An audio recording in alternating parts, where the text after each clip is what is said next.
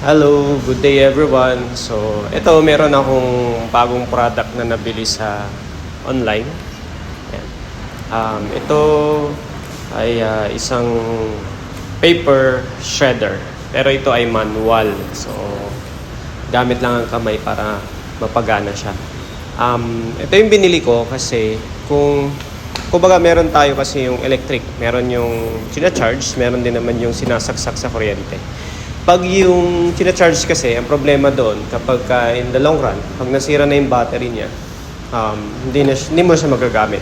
Meron din naman yung de kuryente, pero magagamit mo lang siya pag may kuryente. At the same time, in terms of portability, hindi mo siya, kumbaga, magagamit din. So, kailangan laging may outlet.